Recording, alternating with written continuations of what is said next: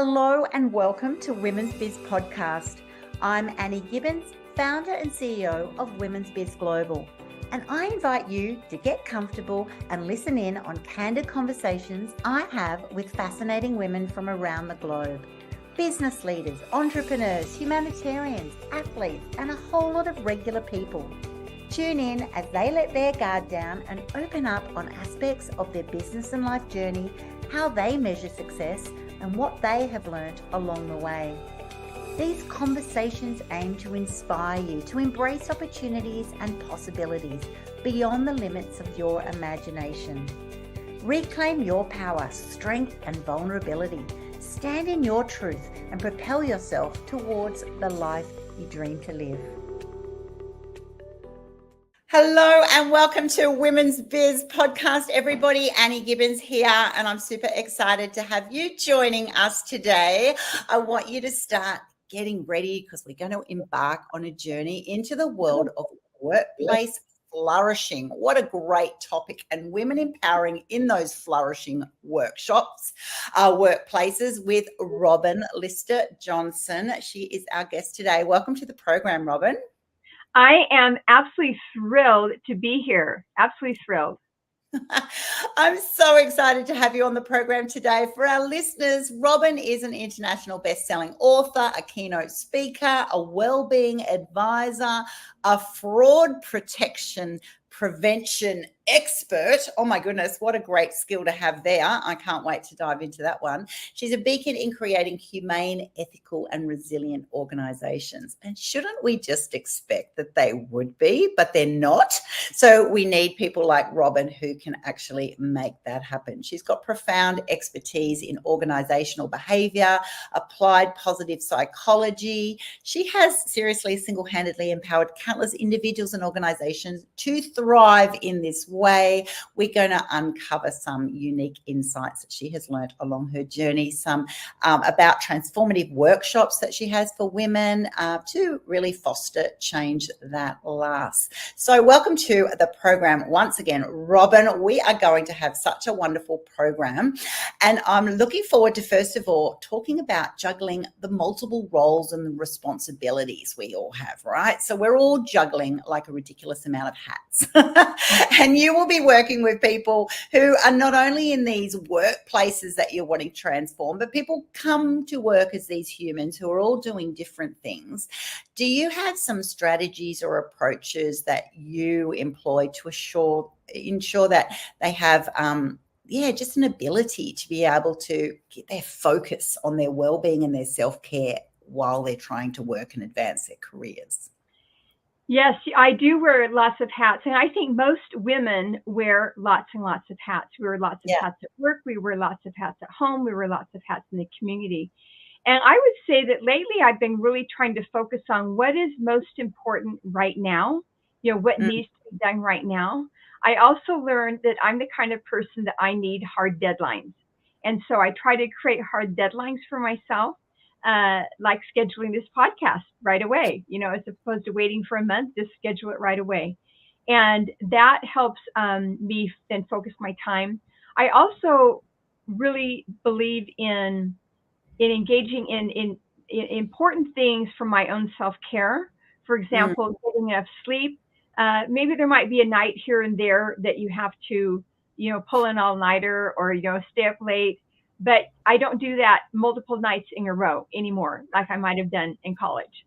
And so listening to your body, listening to when do I need to stop and take a rest, even just take a little quick nap. The other thing I find is I've heard this wonderful phrase, the healing power of lists. And so I keep little sticky memo pads in my car and in everywhere around. And a little idea will pop in, I should do that, And I'm just writing these little things down there. I compile, stick them all together. I did this one, take it, throw it away. And so just focusing on what needs to be done now and looking ahead to the future.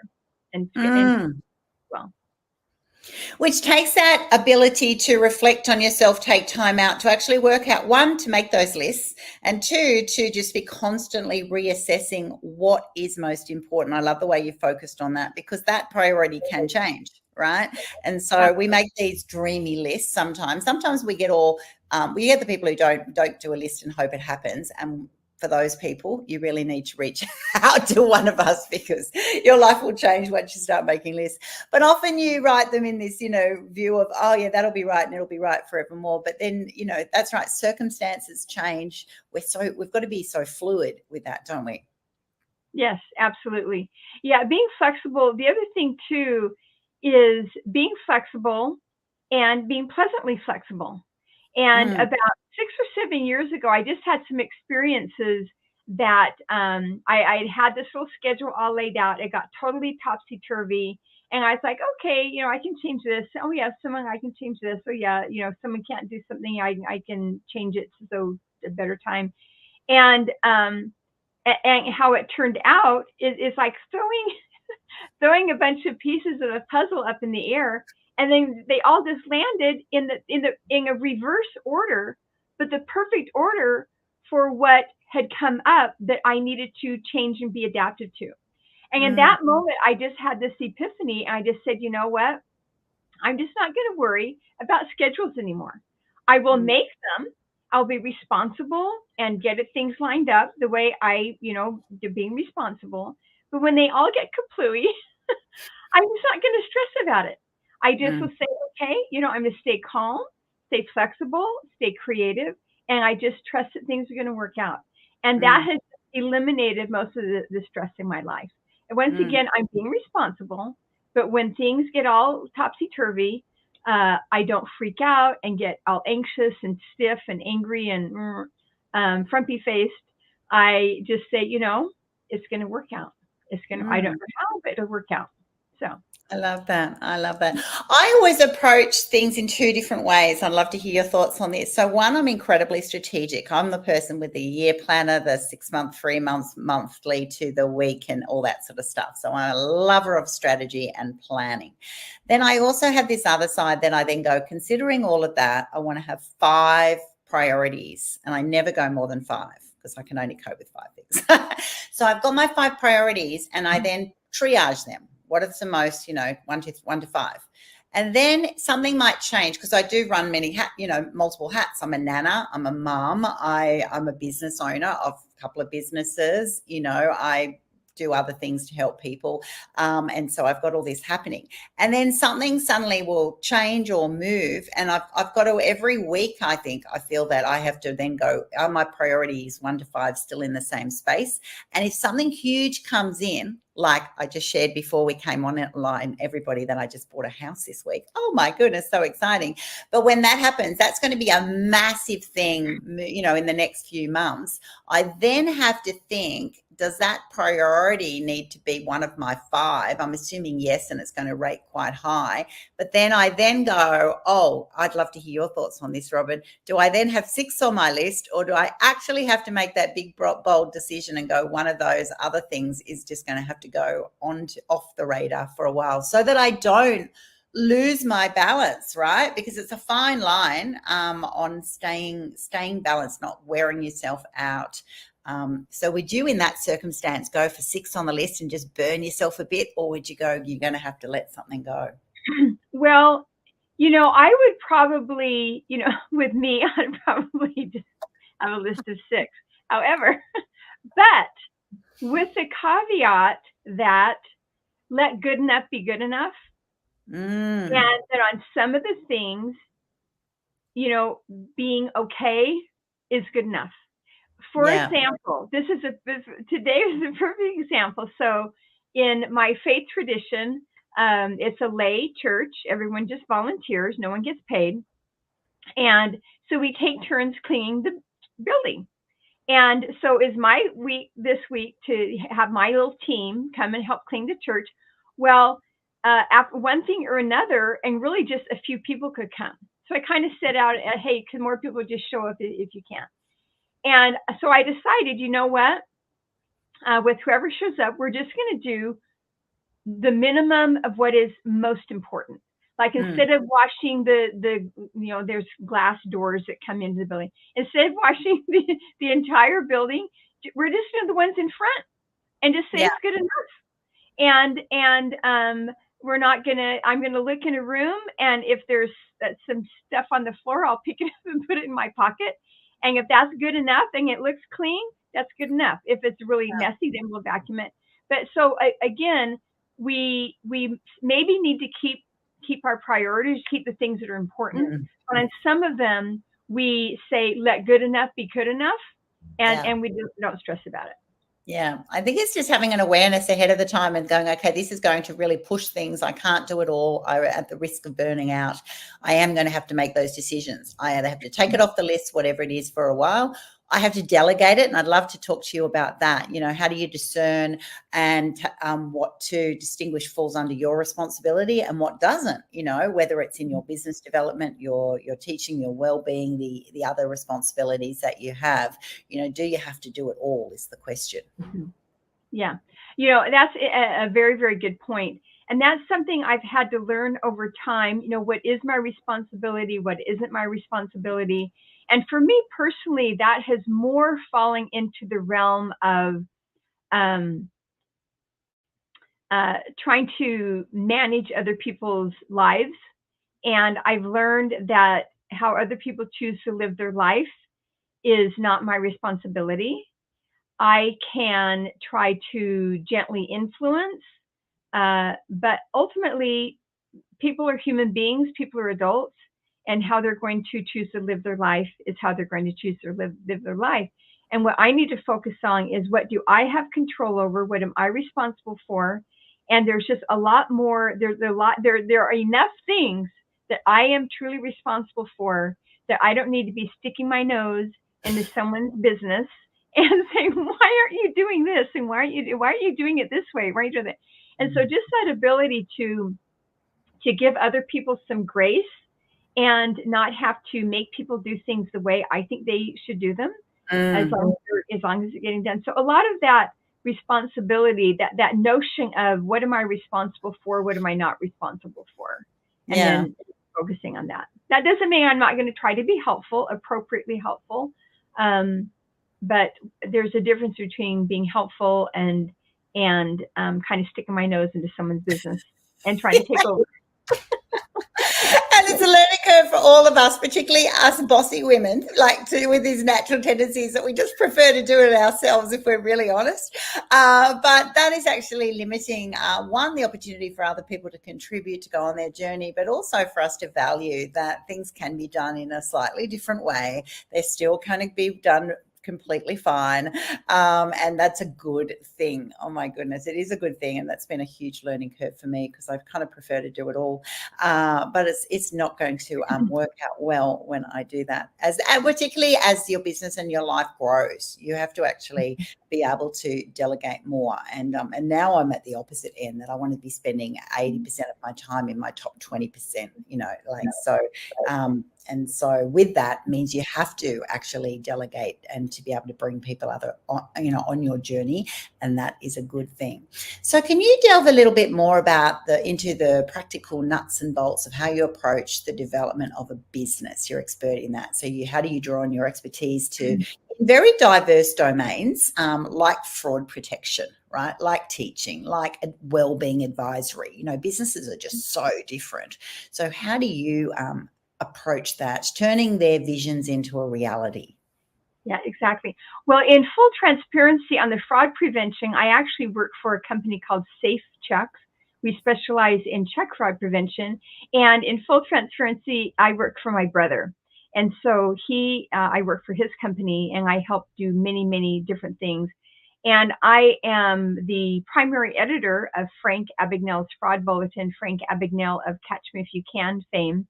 And the fraud bulletin is used by the FBI, the Federal Reserve, and hundreds of companies across the country. And so that is one domain. And I'm very passionate about that, because fraud prevention obviously is very important. And check fraud, even though a lot of companies have used fewer checks than they did before, still hundreds and hundreds of thousands of companies and individuals use checks. And so preventing that fraud is really important. The other domain that I feel really passionate about, and I think in the nuts and bolts, is deciding first of all, you have to decide, what do you feel really strongly about, strongly enough to want to dive into it. And for me, I'm absolutely passionate about helping organizations create workplaces where people want to stay instead of wanting to leave. Creating organizations that are humane, that are ethical, that are resilient. And one of my very favorite scenes is in the movie A Christmas Carol. This came out in 1984. George C. Scott was playing the role of Scrooge, and Marley's ghost comes into the room, and Scrooge is kind of, cowering. And Marley's talking about, these chains that he's wearing. And Scrooge says, well, you always were a good man of business. And Marley just roars in response, business, business, mankind was my business. Benevolence, charity, forbearance, these were my business. The common welfare was my business. He ends by saying, the dealings of my trade were but a drop of water in the complex ocean of my business. And we say that is corporate America or corporations anywhere. Are we looking at the human side of business? And COVID did a number on corporations, and we discovered, yes, the human side of business makes a profound impact on the bottom line. And so being passionate about, helping organizations, again, create workplaces where we want to stay instead of wanting to leave. And there's very specific strategies and very specific ways and simple ways that you can make your workplaces, be more humane, ethical, and resilient, as I like to phrase it. So when you go into those workplaces and you start tapping in, a lot of this is workplace culture. Is that person feeling valued? Does anyone even really know? What is one aspect of their life? Not that we have to get all touchy-feely and totally personal, but, how many kids do you have? Are you into pets? Where do you holiday? Just what I call the office banter, that it's a friendly place, or that your work is valued, that you get recognized. There's so many different things. And I agree with you, Robin, that during COVID, when many of us, well, all of us, most around the world, suddenly worked at home, we suddenly appreciated the things that we valued more, the flexibility, being able to demonstrate clearly, I think, because things were sent in more electronically and so forth, what we'd actually achieved, and things were monitored a little bit more. It really did change our own view of ourselves and our values, but definitely in a corporate perspective. So when you go into those businesses and you start talking about how to make them more ethical and humane, and so what are the biggest surprises that the management find from your conversations with them? Well, the biggest surprise is learning how much it makes a difference to the bottom line. I have countless examples of not just bad situations, but disastrous situations, that by applying, principles of what we call positive organizational scholarship and asking aspirational questions as opposed to simply problem-solving questions, it made a profound impact on the bottom line. And so, this is one of my absolute favorite examples, is an organization where they had people working in different, working remotely, both in person and working remotely in different countries, different time zones. And so there was this contention and this tension between this. And so they were asking the question, how can we reduce so much contention and tension between our various departments? Well, instead, they flipped the question on its head, and they began asking what I call an aspirational question. And they changed the question to be, how can we create service without boundaries? And within 1 year, they had over 300 suggestions from all of their employees on ways that they could create service without boundaries. Another great example was an organization where they had a 50% turnover in their middle management. I mean, that is terribly disruptive. Terribly disruptive. It's expensive on multiple levels, terribly disruptive. Yeah. And so they're looking at, okay, how can we keep people, how can we keep people from quitting? Okay, they flipped the question on its head. How can we create a magnetic work environment? So you see, they began looking at the solution as opposed to just this a problem. So that's just a really tiny little snippet of what I love to do in working with organizations. I love that. Instead of a problem, how do we stop them quitting? Are you actually going, not even how do we get them to stay? Create an environment that they would want to stay. It's very Richard Branson, just love them so much that, that you wouldn't want to leave. It's the best, those people who go, oh my gosh, where I work is the best place ever, so, and there's so many aspects. It's often not the job. The job has to be stimulating, rewarding, and all that sort of thing, but it also has to be, the whole environment, the team, the culture. It's fun. It's got to have a fun element. As a CEO, I'm all into having a fun element because you spend so much time there. You're wanting to actually, when something suddenly comes up and you have that last minute emergency, which every business will have, they're the people who go, I'm happy to stay back. I'm happy to do that extra work for you because it's a pleasure, because they feel valued by that company. They're actually not just by the company, they actually are usually excited that they want that campaign to be the best ever. They want that deal to go through because they've been part of that journey. So you really are an integral cog in the wheel for that whole operation to sort of progress. So totally agree with you, Robin. It is so good for the bottom line. It's like, how could you not do this?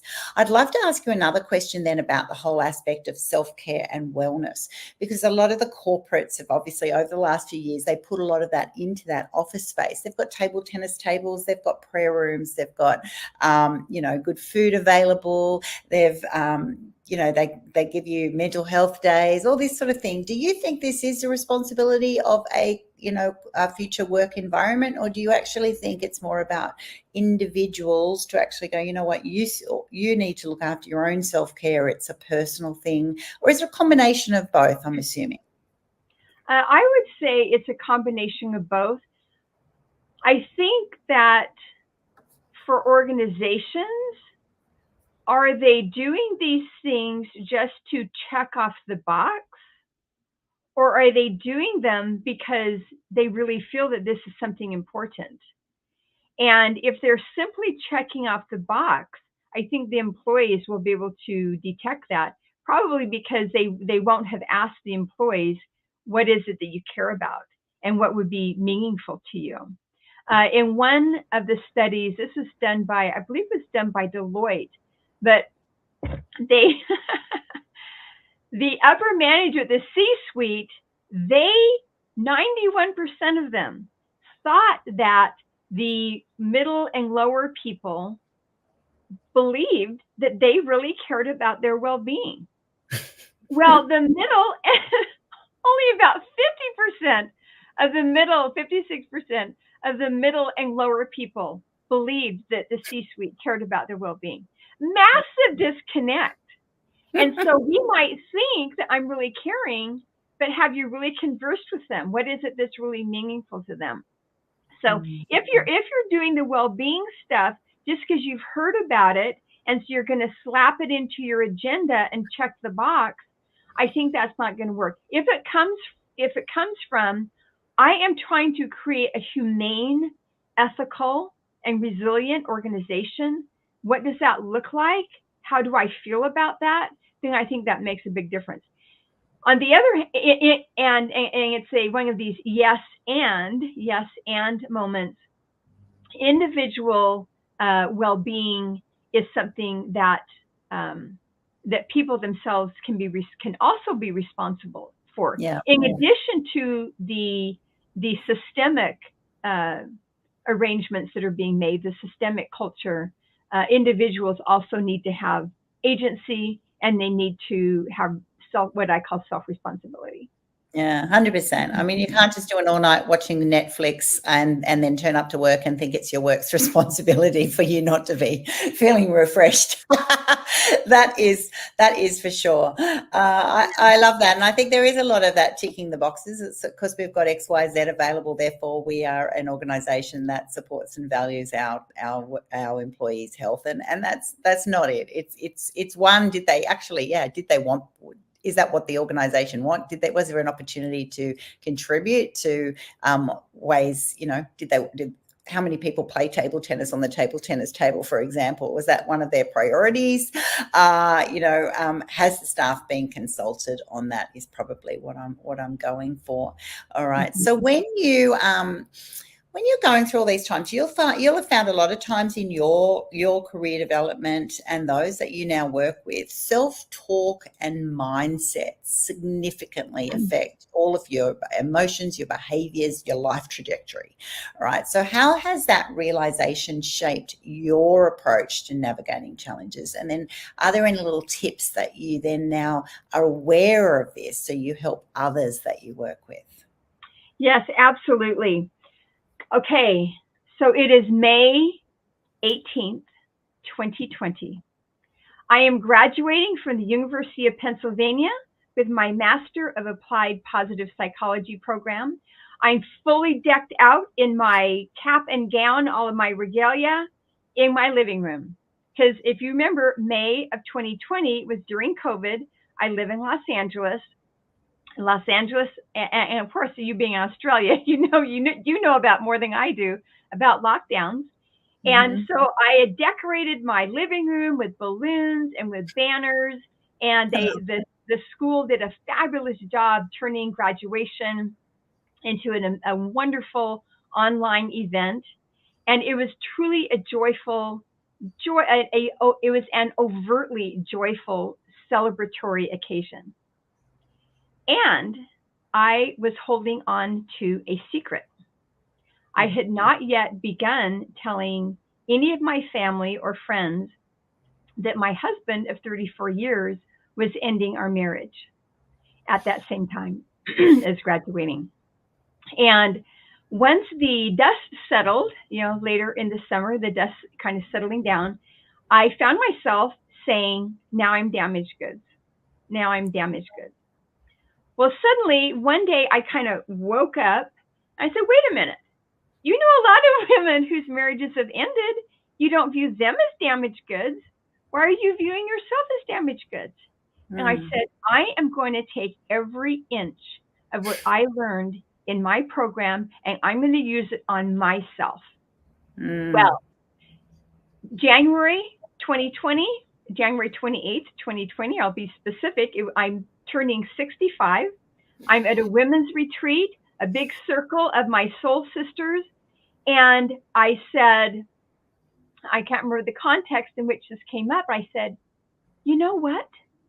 I'm freaking awesome. And if someone can't see that, they can just get off on the next corner. Yeah. Well, how did I go from I'm damaged goods to I'm freaking awesome? Yeah. Because of self-talk, because of real-time resilience, signature strengths, handling my emotions with grace, the science of behavior change. So I took all of that and decided other women in my demographic could use that. And I created a well-being workshop for women whose long-term marriages have ended. And it's a half-day workshop. I'm doing another one coming up on Saturday, December 9th in the morning here in Los Angeles. This will be over Zoom, so you can attend from wherever. And I everything that I teach is science-backed and evidence-based, coming from what I learned at Penn and a lot of other places. And I know that it works because I use it on myself. So I'm really excited about it. I absolutely love that. And I'm picturing for our listeners, here's a scenario that I'd love for you to think about. All right, so you've got a $100 bill in front of you.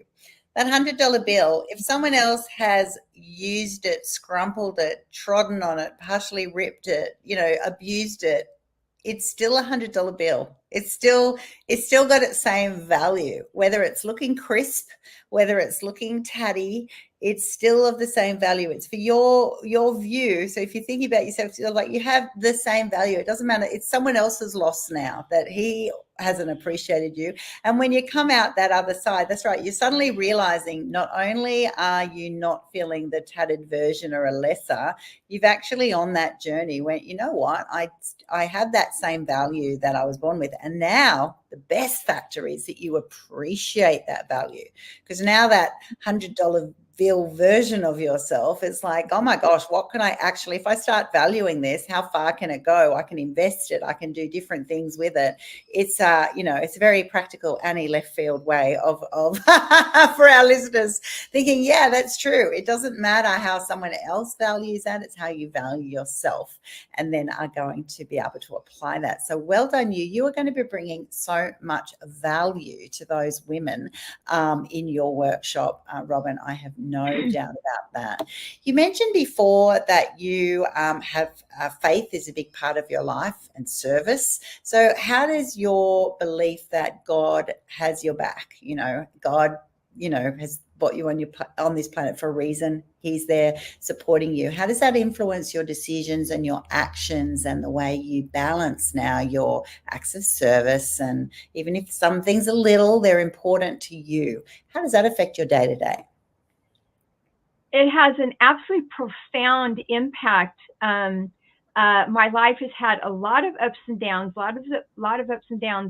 And while going through a particular down some years ago, I kind of stepped back and realized, at every juncture, even though there are ups and downs, at every juncture, things just kind of worked out, maybe differently than what I had thought.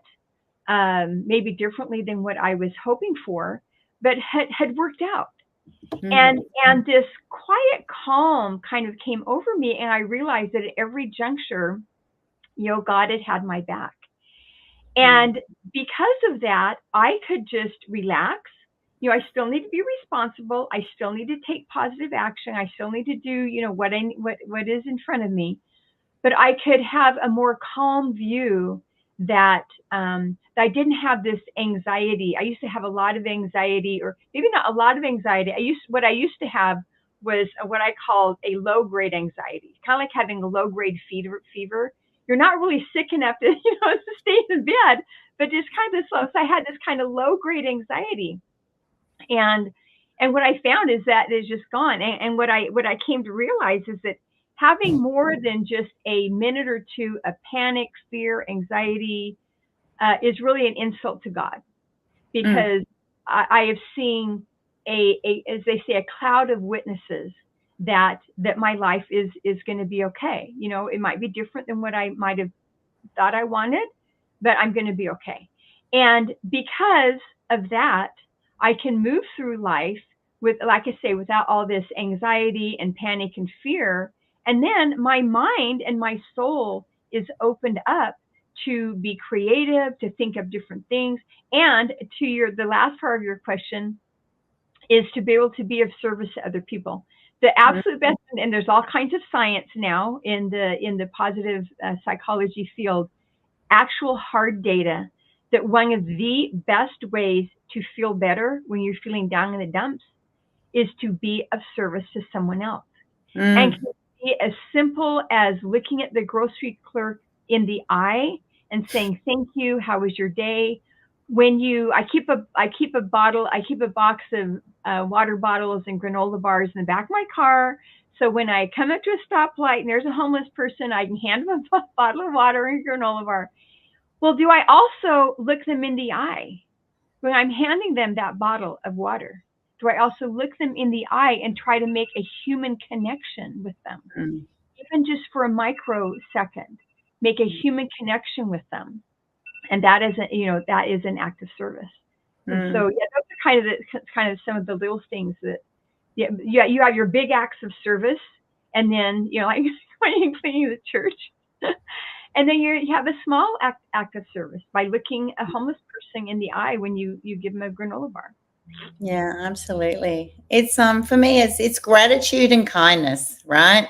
It's being grateful, even if you're at the bottom of the well at this time, and We all have stages of our life going, oh my gosh, like I don't even know where to go. That's right. Sometimes it's not about the steps that you can take. It's just to flip it around and just have gratitude for what you do have, and kindness to other people. And that's right. By suddenly, focusing that way, then yourself will then start sort of getting into a capacity that you're able to sort of reflect and go, okay, well, there's one thing I can do. There's two things I can do. I start going on this path. So I love that you have shared that with us. Now, you've also got, as you mentioned before, you've got a workshop coming up, and your website for everyone listening in, not watching on YouTube or LinkedIn Live, is robinlearningsystems.com. I'll put that in our show notes as well. How do people get involved with this, Robin? What can you share? Do you have a special little offer for them today? Absolutely. I actually have two things. If you go to my website, robinlearningsystems.com, and go to the blog section, right at the top is a free download of 3 tips for beating the holiday blues. Especially if you're facing the holidays without a significant other, you can download a little chart, a little document that I made, 3 tips for beating the holiday blues. And number 2, for everyone who registers for my workshop on Saturday, you get to bring a friend for free, because I believe that happiness is a team sport. There is power in number, and especially coming to a workshop like this can be a little bit tender. And even if your marriage ended many, many years ago, it can still be a little bit tender. So everyone who registers can bring a friend for free. And because I just feel so honored to be on this podcast with you, Annie, I'm offering 3 people a free registration. So any of your listening audience who would like to attend my workshop, email me at robin@robinlearningsystems.com and just say, Annie's podcast, I want to come, and I will send you a link where you can come for free. And so I will look for the first 3 people who email me. I am happy to do that as a gift to your guests, as a thank you for allowing me to come on this podcast. Oh, what a great offer. Jump onto that, everybody. 3 of you. Oh my goodness. How many people approach Christmas, this holiday season, and go, oh my gosh, I used to have significant other things happening. I'm just at this place of, I just don't feel comfortable. It can be traumatic, can be overwhelming. This could be exactly the right thing that you want to dive into. Is it online? Is it a physical location? It is. It's over Zoom. That way anyone in the world can come. Right. And we are going to be mastering real-time resilience. We're going to be looking at the neuroscience of hope and using it to create well springs of abundance. We'll be looking at our signature strengths. We'll be learning how to handle our emotions with grace. And we'll be learning about the science of behavior change. And so this is a highly interactive, highly intense, nicely intense, but highly interactive half-day workshop, which will be Saturday morning, December 9th, from 8 o'clock till noon Pacific time. And so again, I say, I know that what I teach works because I've used it on myself. Yeah, absolutely brilliant. All right. Well, everyone jump onto that opportunity for the 3 opportunities for a free, definitely, even to come and have a guest come with you. I mean, that's just security in numbers in itself. I love going to things with other people, even when you're at that most confident stage of your life. It's still just nice when you walk in with a friend, or you've just got that support, even just to talk through things that you learn, that you mention. It's so wonderful to have that opportunity to grow together. It's been fantastic having you on the show today. I can't believe how our time has flown. You've just been a great guest, and I wish you all the best at your workshop, and look forward to hearing about how others have found it moving forward. It's been a joy to be here, and I don't want to end without giving a shout out to you that you won 6 awards on this conference that you went. You're on the stage with IBM and Salesforce, and you come walking off with 6 awards. It is just, I'm doing a huge shout out to you. And so when I say it is a privilege to be on your podcast, it's not just, nice words. It truly is. And you are an amazing role model for so many women around the world in what you've done. Oh, thank you so much, Robin. I really appreciate that. I'll give a little wrap. They were the Stevie International Women in Business Awards. I got to go over to New York City in Times Square. It was a very big moment for me, and I was super excited to pick up one of the Grand Stevie Awards and 6 other awards as well. I'm still pinching myself. It was just so exciting, so amazing, and I appreciate that recognition today. Thank you so much, Robin.